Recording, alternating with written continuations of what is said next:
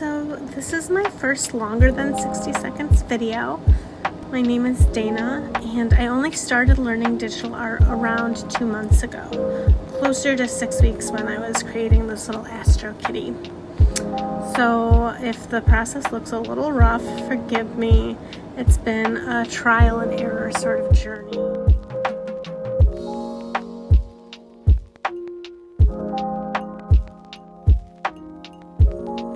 One of the things I've loved about my digital art journey is having the freedom to play around. Like, I clearly don't know what I'm doing here, but I get to try new things, textures, colors, and then just remove it and start over if I don't like it without having to get rid of any of the things that I did enjoy.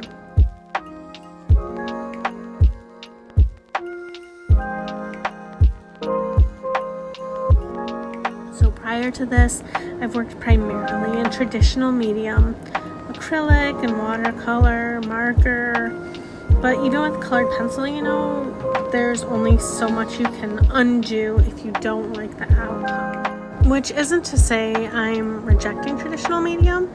I love watercolor, not just for what I can create, some of which I'll probably share here as well, but also for just the tangible, permanent nature of it, and the sort of meditative process that I can really get lost in.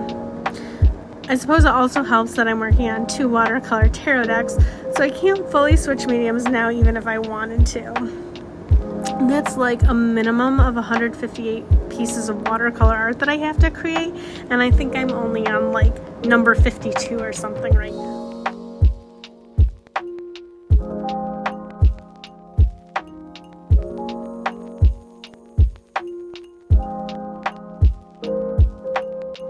As I mentioned just a minute ago, what I'm working on here is a little cosmonaut cat based on a request from one of my Patreon subscribers. So this little guy will have the possibility of becoming a sticker this year, or maybe even a print in the long run.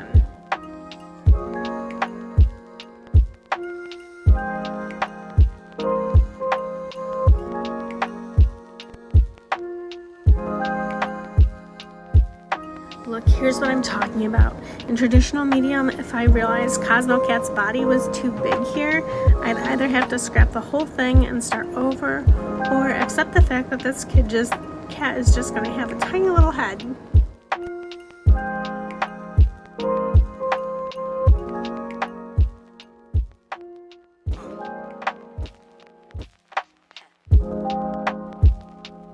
This star was such fun, but also such a pain.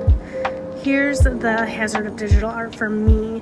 Like, look how detailed I can get. It's very exciting, and I spent hours on this star. And if little Cosmo Cat here even gets voted in as a summer sticker, he's gonna be like 3 inches tall. No one is gonna see what I tried to do with that star. You know what though? That's okay. That's what infuses pieces like this with their own little pockets of magic. We've invested that time and that energy, and that makes it special and important.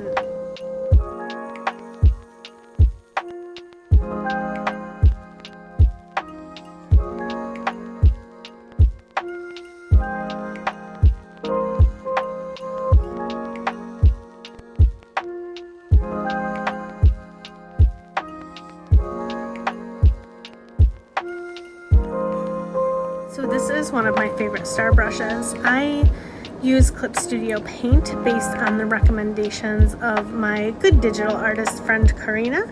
I'm gonna include her Instagram in the notes if anyone wants to take a look. She's great. One of the many things I've learned about myself in the last 2 months though is that I will buy way too many brushes to actually be useful. I do like this one.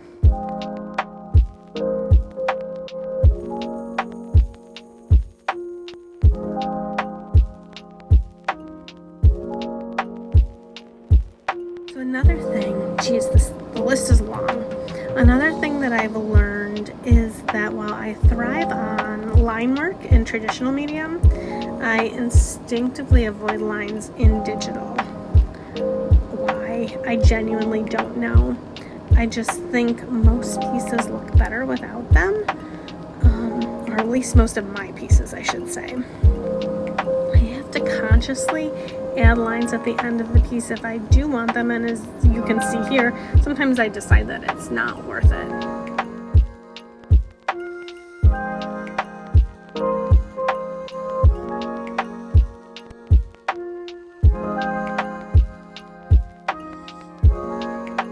I know I've probably said this already. I just have such a list of favorite things I've learned in the last 2 months. But one of my favorite things that I've learned in the last 2 months is how to use and create glow effects. I always love a good glow. I love to create a glow in traditional medium too, but it is absolutely not the same. And I think that's probably because in traditional medium, you're still painting with pigment, but in digital art, you're quite honestly and literally painting with light. I was working on another possible sticker for the coming season featuring a labradorite sphere, and it looked good until I added the glow effect to emphasize the flash. So, if you don't know, labradorite is a crystal, usually polished smooth, and it always looks to me like some kind of magical light has gotten trapped in the layers beneath the surface, kind of like staring at the sun from under deep ocean waves. That light is colored, and it's what we call flash. So creating a glow effect to enhance it on a digitally painted labradorite was just surreal. It looked incredible. I was shocked at what I had been able to create there.